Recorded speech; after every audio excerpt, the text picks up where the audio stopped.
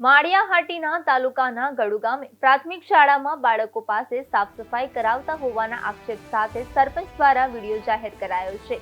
ગડુ ગ્રામ પંચાયતના ઉપસરપંચ રાજેશ પરમારે આક્ષેપ કર્યો છે કે પ્રાથમિક શાળાના આચાર્ય મનીષ વાઢિયા દ્વારા વિદ્યાર્થીઓ પાસે કામ કરાવવામાં આવે છે અને આચાર્ય દ્વારા વાલીઓ સાથે પણ ઉદ્ધતાઈ ભર્યું વર્તન કરવામાં આવતું હોવાનો પણ આક્ષેપ કરવામાં આવ્યો છે।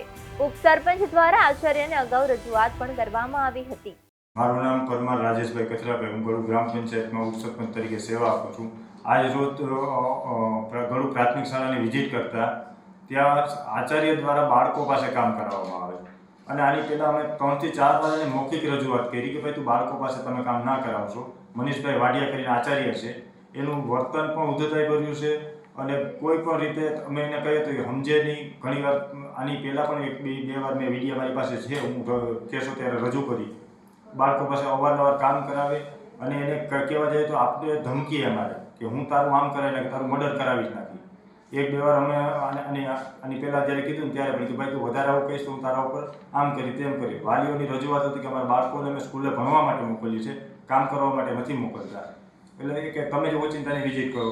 તો આજે અમે વિઝિટ કરતા, મેં પોતે જ વિઝિટ કરી ને મેં જ આ શૂટિંગ ઉતારીને નાખ્યું છે, બાળકો પાસે કામ કરાવે છે અવારનવાર। જો આ વસ્તુનો આની તાત્કાલિક ધોરણે બદલી નહીં કરવામાં આવે તો હું અનશન ઉપર બેસી અમારા